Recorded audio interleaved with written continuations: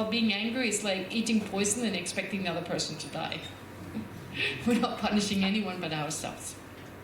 All right, but here we're not talking about these so much in terms of how they harm us, what we can do, as in like means and methods when they're really strong, how we can reduce them.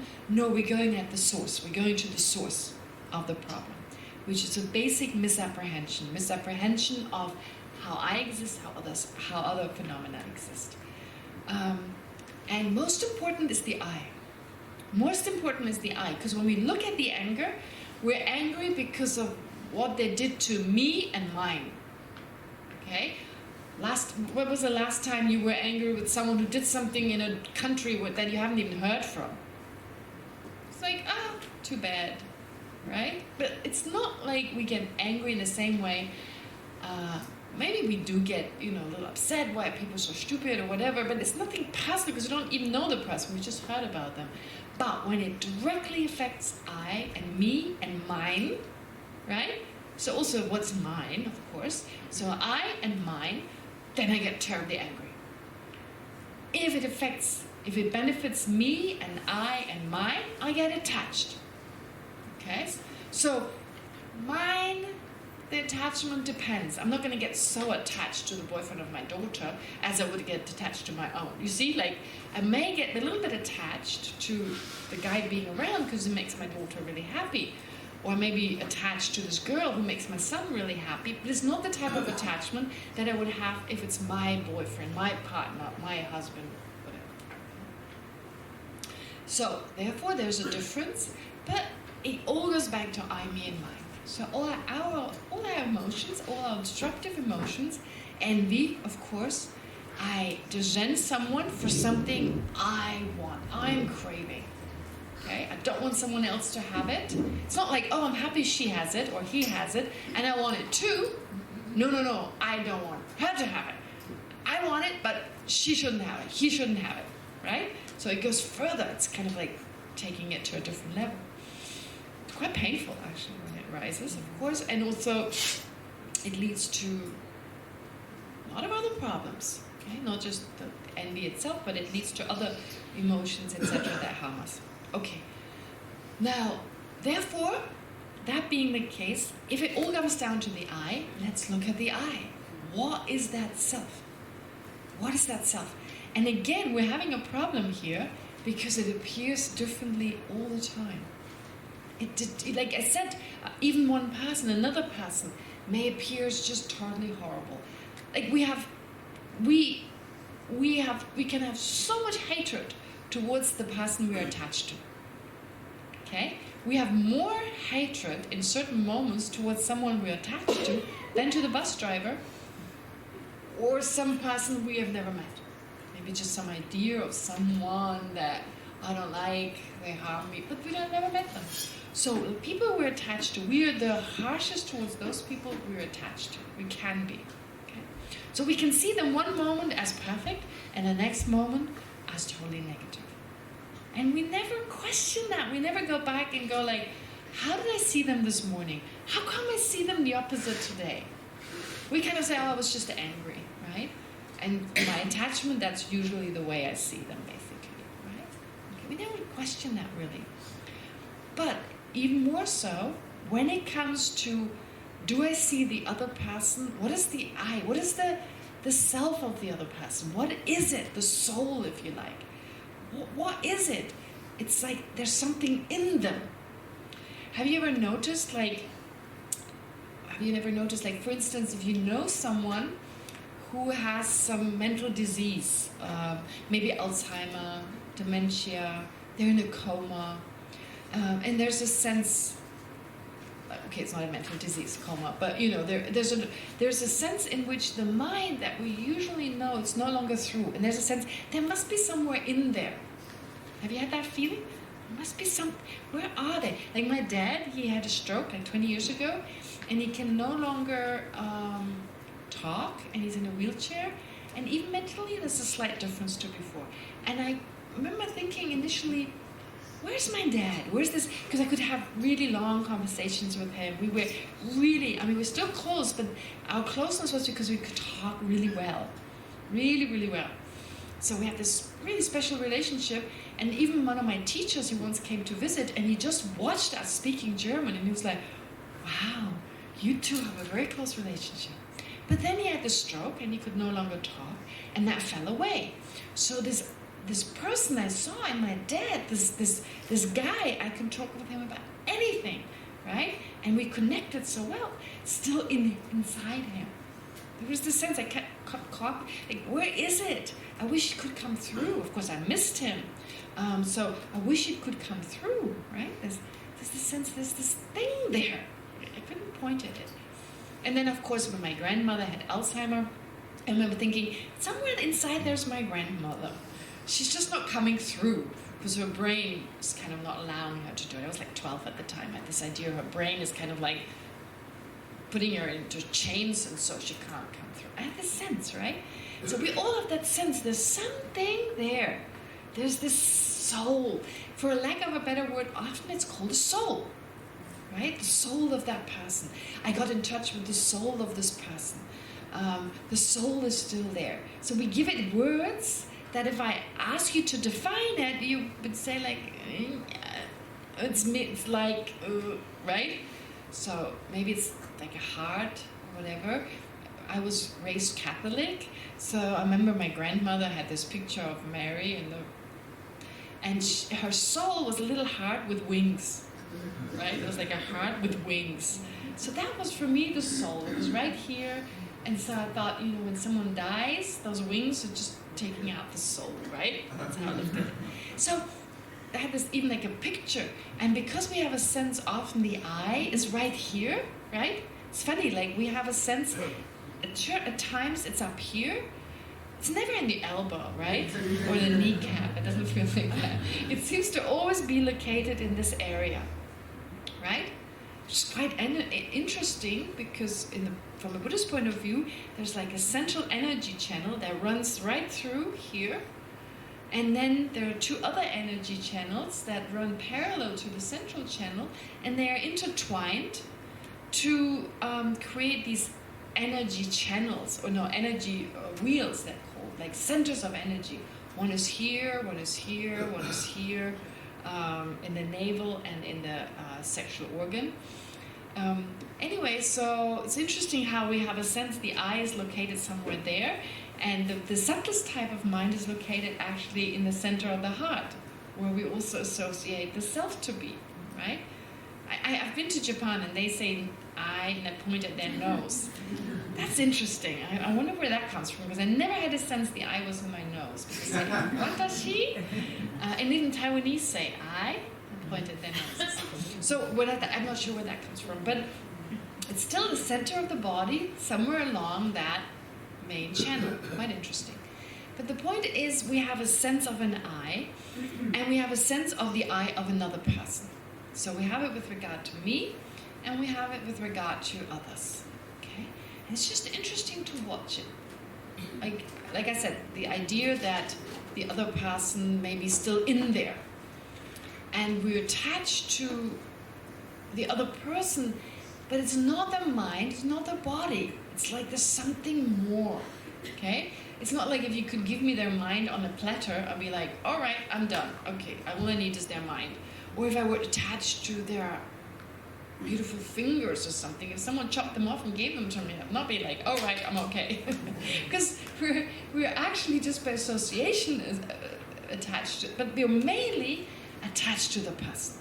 And when we're angry, although their facial expression may have annoyed us, they went like, ugh, or they roll their eyes, right?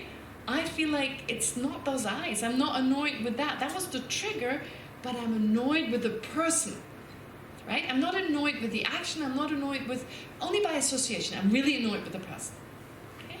So what is that person? If my anger is directed at a person, if my attachment is directed at a person, what is that person? What about myself? If it's all about me all the time, I said it yesterday, we're like slaves to our I. Slaves to like, I want, I need. Okay, the moment there's this thought, depending on the strength of this thought, we start running. Have you noticed? I need a shower, and then we do everything to get a water tap or whatever. It's an Indian thing to say. Find a water tap, not always showers. Okay, so what else? I need food, right away. Nothing else. The stronger that thought, I need food, the stronger we run towards, right? I need friendship. I need a movie. So basically, as I said yesterday, we're slaves to that I, and if we had to do the same thing for anyone else, I don't know how long we would last, without payment, of course. We paid for it. I mean, no one pays us, oh, you looked after your eye well, you did this, the more attached we are, actually, the higher the payment. Because we work really hard for the eye to satisfy it. So the more we work towards the eye, the more money we should make. But of course we don't get any money. If we did the same for another person, well, we'd be rich by now. So therefore, work so hard for that eye. Well, where's that eye? Where is that eye? We worry about mine, of course, by implication. We worry about something else because it is my child. If my neighbor, I watched a documentary some time ago. These cuckoos, they cuckoo, like the cuckoos, cuckoo. Like they put them in another nest, and then these parents, they just feed them. It's amazing. They throw out all the other eggs, and then it's like, wow, how bizarre. They don't even get it. Imagine someone just smuggled in a child in your house, or exchanged your own child. It happens again and again, and you love that child because it's my child, but it's not your child. You're not even aware. It just happened in South Africa. That was different. But it's like story when children get exchanged, not just stolen from a hospital, but they get actually exchanged. Maybe you go like, I don't like that one. I want that one. Sometimes it's just a mistake. It's just a mistake, and it's like a switch at birth. So, but without the parents knowing it, so if you could only love your own child because it's from your body, then you couldn't love, and they love this child in the same way. So it's a mixture of hormones, it's a mixture of biological kind of happening in the body, and the thought, it's mine. It came from me, even if it didn't come from you. Isn't that bizarre? That's why I love that child, even if they don't look like me or my husband, right? Never mind. I can love that child, but I can't love my neighbor's child. Even though it was actually my neighbor's child. It feels like I cannot do that. So, therefore, we distinguish between mine, but because it's mine. It's because it's my child. Because it's my laptop, it's my this, it's my husband, my house, etc. So we're attached. What is that I? How often do we check, well, what is that I? Right? I'm worried about my reputation. What is my reputation? Reputation is really big, right? Popularity, reputation. Where's as if there was this reputation, kind of like hovering in space, and I've hooked into that, and now it's mine. Right? It feels like that. Really, it's just someone saying, oh, so-and-so, let's say Kelsang, she's kind of nice or whatever. Oh, so therefore, I label, reputation. Okay. And because I said it about me, it's my reputation. And now this seems to be like this hovering reputation. And I'm attached to my reputation. So if someone else says something negative, somehow that little cloud I created is now being kind of, like someone took a piece away from that. Doesn't it feel like that? They damaged my reputation. It's almost like someone took a hammer and just hammered away at that reputation. Doesn't it feel that way? Right? That damaged my self-respect. We had it yesterday. They harmed my self-respect. So yesterday I had this little blue, pink thing that was self-respect. And today someone kind of made a hole in it. So they harmed my self-respect. As if there was something solidly there, right? It feels with a lot of things like something solidly there. So, and there's this I that owns that little self-respect. Doesn't it feel that way? But we never wonder what it is. And we worry so much about the I. We're concerned, etc. And that's okay. I'm not saying anything. But that I better be there. Right? Our entire life we spent until now, it'll better be there. So let's check. How is it there? What is it there? Let's look for it. Okay? Let's look for that I. So, and here I'm going into more this I don't know what page number exactly, but the Dalai Lama talks about it. He talks about the I is misunderstood, is misperceived. This doesn't mean there is no I, okay? But right now, for us, the existent I and the non-existent I are exactly the same. Which is why we have such a problem when we think there's no that the I, a certain I, doesn't exist.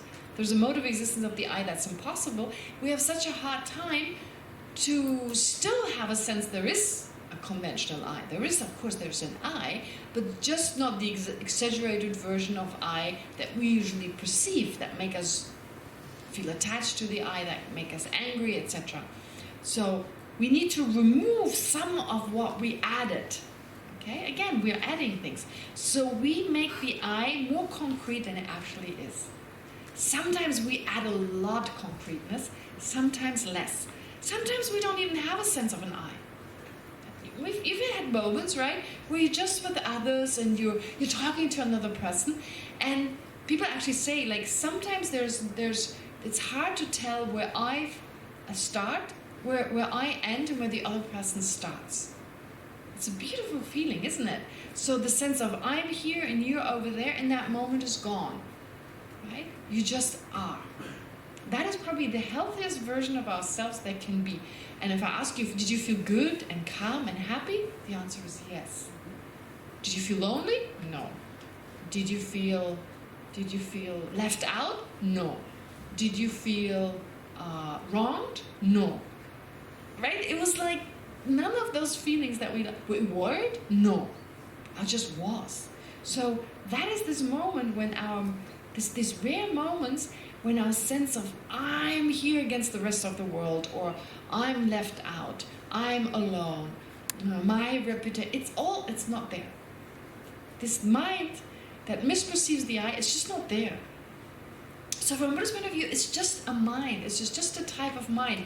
In the same way as the anger is a type of mind that exaggerates the negativity of a person, as the attachment exaggerates the positive aspects of someone. So these minds that are alternating with ordinary minds, they give us a sense of reality, but because it's changing, it's so hard for us to really say what the I is and what the other person is, because it keeps changing all the time. So with regard to our own self, in that moment when we're just with other people and we're just saying what we think, my mind at that moment is not affected by a sense of I'm just totally truthful, with no agenda, right? Out of this very honest, that's when I can be totally honest, because I don't have to protect anything. I don't have to preserve anything. No reputation, no worry about being criticized. I'm just totally truthful. Right? And then the other person is too. And we just are. Those are moments of peace. That's the state. That's what it's supposed to be like. That's what it's supposed to be like. But we can't hold on to it. Right?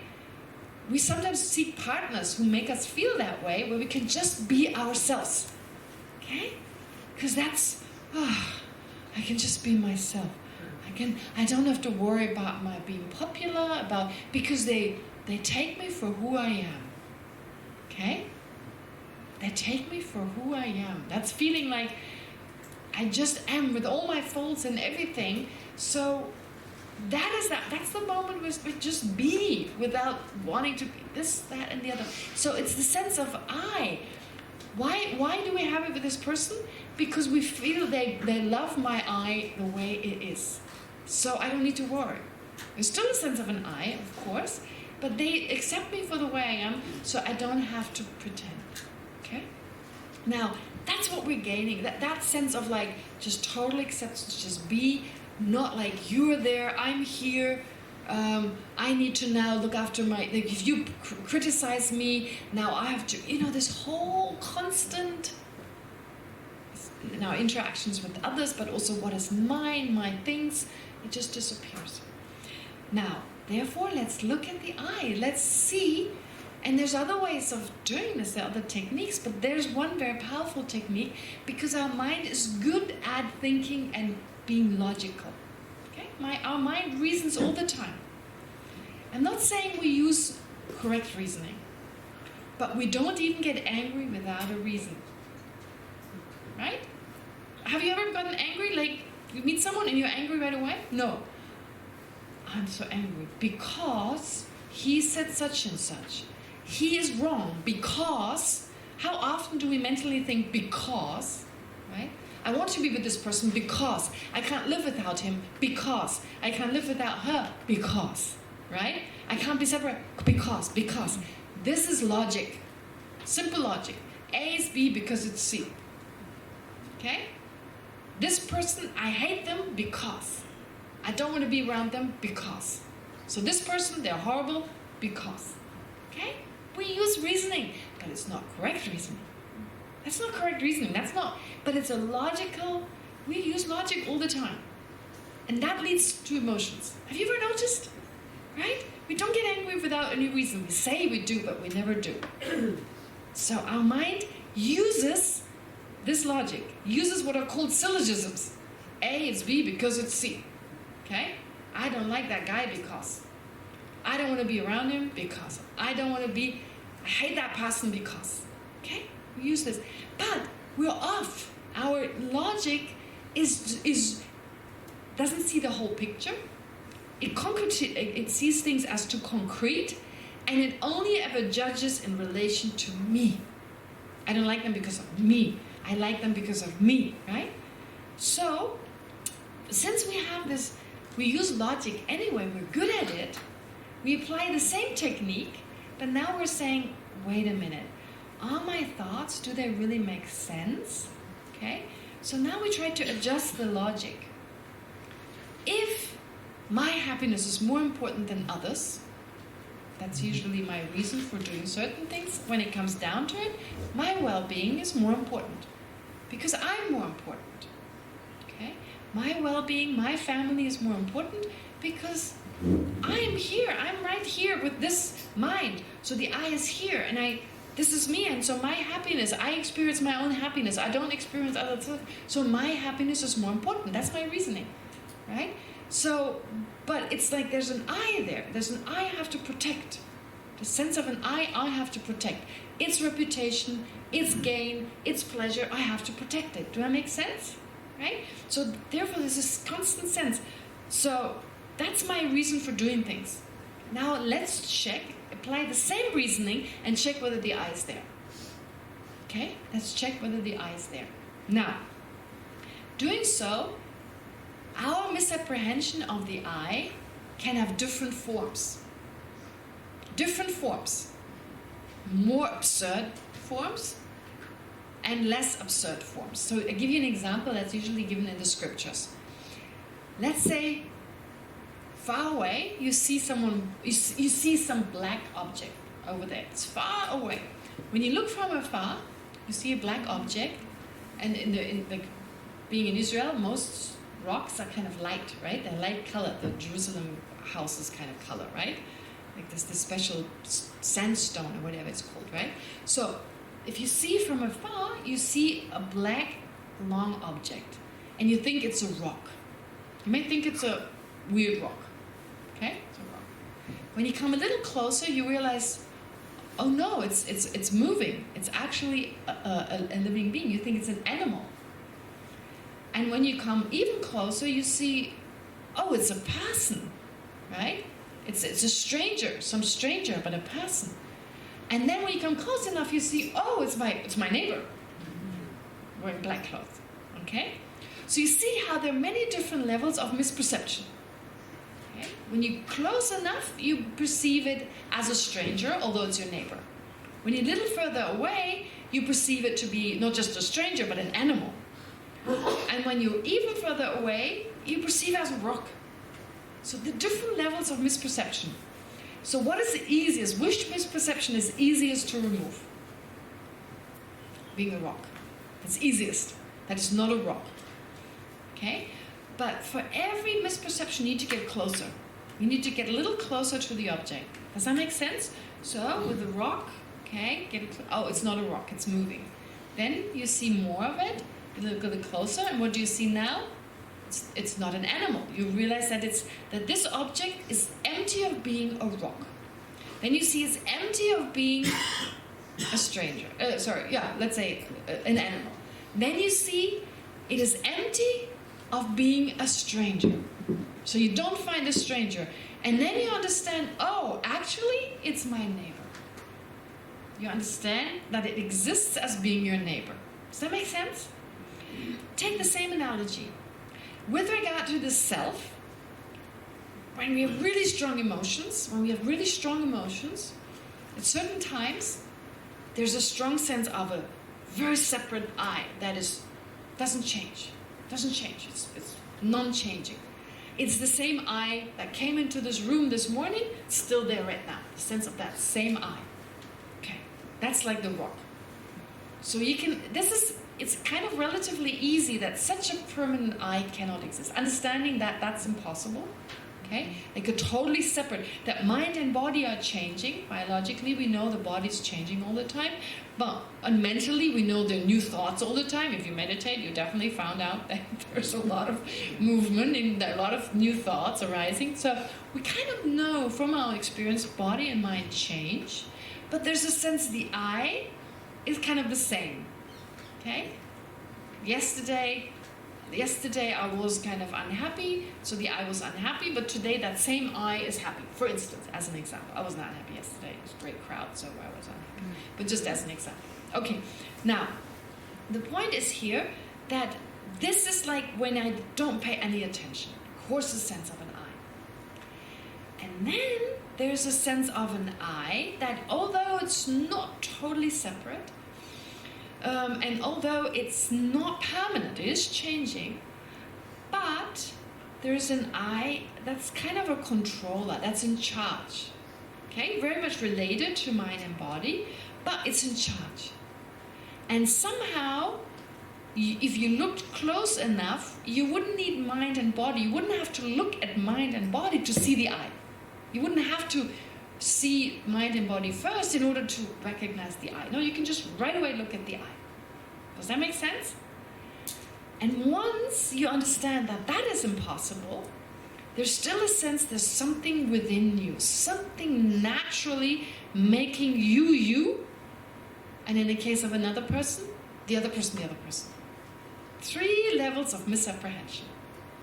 Okay? Now, it's easiest to understand this black thing is not the rock. Then it's a little harder to understand it's not an animal. Then the hardest is to understand it's not a stranger, and to understand it's actually my neighbor. That's the same in Buddhism. Our sense of I, on a coarser level, is a permanent, possibly totally separate, independent I. Okay, we can have that sense. Actually, there are whole philosophies that suggest that there's such an I. In India, at the time of the Buddha, they believed there was a permanent, partless, independent I. Okay? So, now instead of moving physically closer, because there's the I is right here, so how can I move, like take a mirror and go like, no, that's not what. Here, the analogy of moving closer is like using our mind and looking for that. Looking for that. If there were such a permanent, independent I, well, the more we look for it, the more we should be able to find it, right? If you lost a cow, if you lost a pen in this room, the more you look, the more you should be able to find the pen, okay? So likewise, if there were such an I, we should be able to locate it somewhere. So on first looking, and first searching, just a superficial searching, we don't find such a permanent, partless I. I will say why in a moment, but just let me get you a sense of that. And then, all right, so didn't find that, but I'm still left with the other view. Okay, didn't find, okay, I realize this is not a stone, but I'm still not realizing that this is actually my neighbor, or that this is not a stranger. I haven't understood that yet. I've understood just one layer of it. Now I look closer.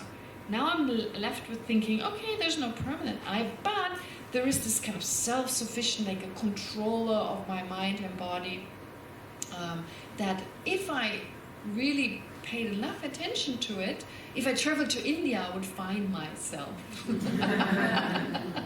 Right? If I just went to India, I would be able